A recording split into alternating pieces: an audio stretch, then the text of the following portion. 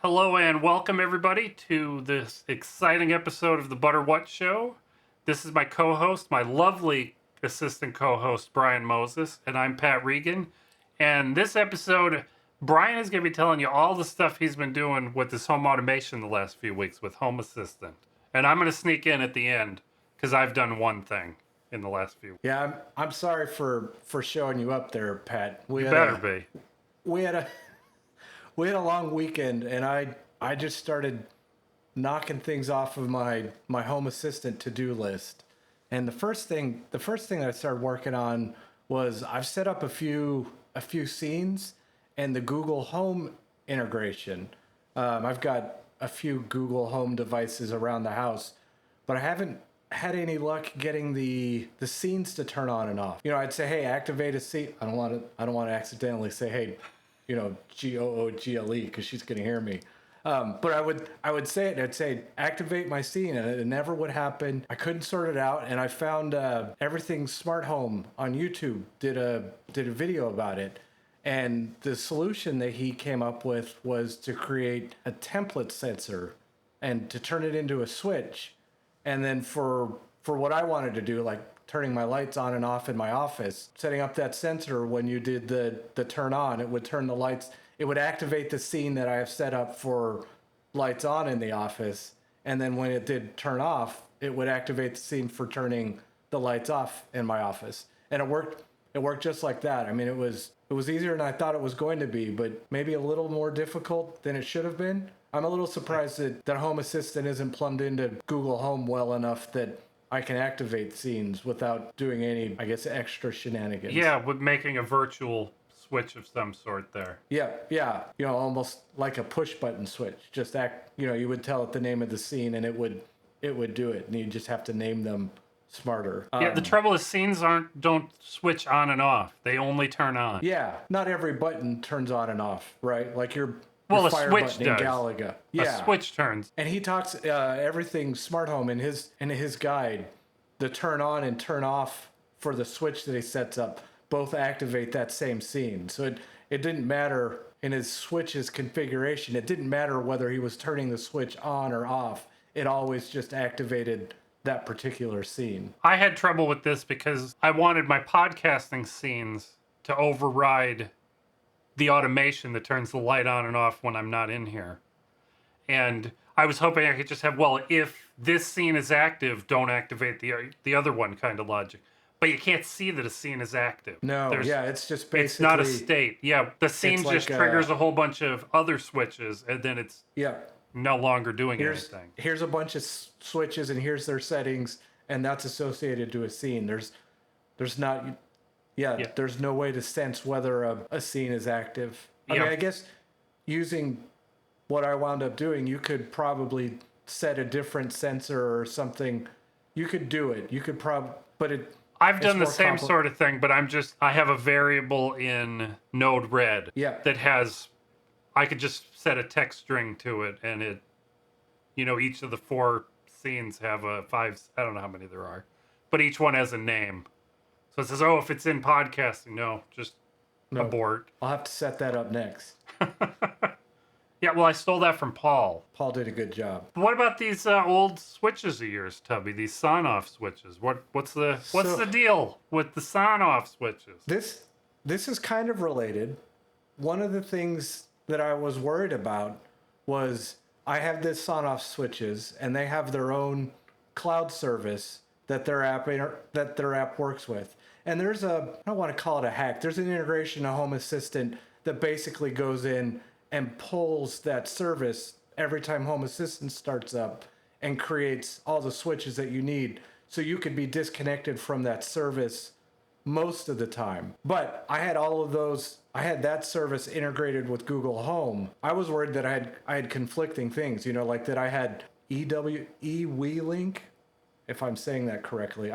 But I had that set up, and I had rooms set up in Google Homes that were associated with that service. And I was worried there was a conflict. And I was a little aggravated also with Sonoff, with their platform, because they started charging, if you wanted to use if this then that, you had to subscribe to eWeLink's premium service. And when they did that, I kind of got a bad taste in my mouth. And all of these SON-off things are built on ESP8266s, which means they'll run the Tasmota firmware. When I was doing this, I And decided that's I the would same just firmware that ships on our cloud-free switches. on the cloud-free switches, yeah. So what I wound up doing was replacing two of my SON-off switches with the cloud-free V2 switches because they're already running Tasmota. And then I disassembled the other few and reflashed them with the Tasmota firmware. And now I'm completely disconnected from the eWeLink service. So now the internet that's- can go down and your lights will still... My lights will still turn on and off as long as I'm still connected to my... I'm going to make it sound access important, point. and I'm going to tell everybody that now, if the internet goes off, it can still turn your sump pump on. So if your basement floods, it'll still get drained. Yes. Brian does not have a basement, and No, he does not sadly. have a sump pump. But I wish I had a basement. I miss having a basement. I don't. Basements get damp and moist and... Oh, Whoa! but- So I heard you got some solar and batteries, Tub. I did. I actually got it a couple months ago. They finished the installation a couple months ago, but we finally got the interconnect agreement between, I guess, us and our utility company. So we got to power on our Tesla Solar and Powerwall installation. And that's probably a whole live stream's worth of information. That going live coincided with Home Assistant's first two releases of their energy dashboard that's built into Home Assistant. This looks And I got pretty to- neat, Tubby. It is really neat. I mean, you go in there and from the Tesla integration, you say, here are the sensors that are power coming to the, from the grid to my house or leaving my house to the grid. You can set up your pricing, your pricing to go along with that. My solar productivity is in there. So is how much of the day I'm getting powered from the Powerwall. No, I did a bad it's all- job. I picked the tweet that has your day where there was a bit of a bug overnight and you weren't logged in. Yeah, I guess my authorization to the Tesla hardware expired, so it wasn't able to connect and track that. And then once I fixed it, it said, "Oh, hey, look, all of your overnight power consumption happened at 7 a.m." But that's like, it looks like there's one color on the graph for energy coming in from the grid. in That's from the grid. the dark blue. Then the Yep. pink purpley color is power out of the battery. Power out of the battery, or Powering your yes, home from the battery. powering Draining the no, battery. charging the pink below the line. Below, I guess, where the x-axis is at the x-axis. Yeah. It's really pixelated. That's the Powerwall getting charged. Oh, okay. Right. And then the there- yellow you might- obviously is the sun. Power Yellow's from the sun. solar, and then there's like a blue-green that's the battery powering the house. Okay. So we're in Texas, as we talked about. So during the hottest parts of the day, towards the end of the day, when solar starts to dip a little bit, you'll see more and more of the battery until I've got the battery set right now to save 70% or so for power outages. This is pretty cool, Tubby. It's really cool. I'm more than a the little whole- jealous. I'm sure everybody on YouTube knows that I'm jealous. I'm really excited about it. I want to make a blog and video about it here. Well, you've only just After a few started months. using it, so there's Yeah, I wanted this is to kind of a preview. I wanted to kind of use it for like 90 days or so before I made any definitive proclamations. Well, I think we've got my project up next here, Tubby. Yeah. What is that I'm looking at? That's some sort of H? It's a H, and I'm going to tell you, H? I've been working on this. I've had this sensor. Our friend Mike Wood handed me this sensor like in January, maybe February. This is an airbag sensor for a car. It goes in the passenger seat, so it knows whether there's somebody sitting in the passenger seat. Now, what I've done is each of those little silver circles on there is a switch. It's a push button. And I have that wired into a Node MCU board. That's a little ESP8266 development board. They're about $250 from Amazon. And I'm running Tasmota on there. And I need to publish a blog post about this because I had to wrestle with Tasmota to get it to do the right thing. You guys don't even want to know about how much of a pain that was. But now that I know how to do it, it's easy. I think. I just want to recreate it before I write about it because I might have done extra things to this. Show me the rough draft, and I'll idiot test it. If okay. I can do it, then it's every Well, bit I as have to easy plug as it. you I think have is. another Node MCU board here somewhere. I have to plug it in, load Tasmode on it, and just see it work before I. But the idea here is there's an old busted recliner over here that I've fixed up, and I used to get mad. I have an e-ink book reader, and when you sit, all my home automation to turn these lights on and off knows if I'm using the computer. It knows if I'm on the TV, but it had no way to know I was in the chair. So I'd be reading, and 5 minutes later, the light would go off. And then what do? So Mike said, well, why don't you try putting one of these in your chair? And I've stuffed that sensor between the cushion and the leather.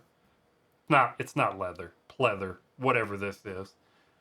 And when I sit down or get up, it knows if I've done that. And I've got a little video of me being excited here. And I'll stand up here. That's awesome. And the light goes off and I sit back to... Now, this is very basic automation here. Now there's delays. It doesn't turn off immediately after I stand up. It gives me time to leave the room. It waits about a minute. But it does turn on instantly. I do want it to turn on when I sit down. I like how surprised you look. I think I was genuinely surprised that it worked, Tubby. But this is really inexpensive. The chair sensors are like $6 on eBay. The Node MCU board's $250. I did have to run a USB cable to my chair, but it's right by the power outlet by the wall, so it's not a big deal. I do think I should run a charging cable there for my phone and tablet and things, though, don't you think? Since I already have the wire run into the chair. If you've got it there, why not plug in your e-reader? Yeah, I just need some sort of splitter there or something. I didn't have anything handy when I was crawling around behind the chair that day. That'll be a future upgrade. This is why Pat embedded a powered USB switch in his chair's frame. The family-friendly name here is the chair occupancy sensor, but I prefer calling it the butt sensor. It's a butt sensor. It's detecting butts. Yeah. And not just human butts. No, my cat, when he sits in the middle of the chair, he turns the light on in here. He does a good job. Is it dumb enough that when he gets up, it turns the lights off and you have to turn them back on? No, if I'm...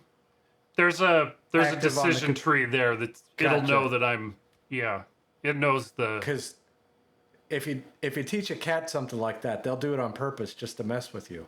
What do you find folks out there in YouTube land think? Did Brian and I do a pretty good job today?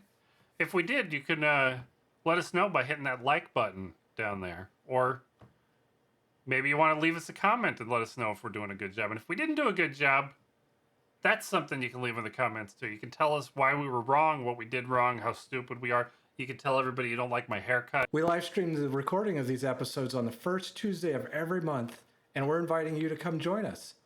Make sure you subscribe to the Butter What channel and hit the notification bell so you don't miss out on future live streams and episodes. You don't even have to wait until the next live stream. You can come and hang out with us in Discord and participate in our community over there. There's a link in the description. So if you want to check that out, you can definitely do that. For tuning in, and I hope we get to see you next time.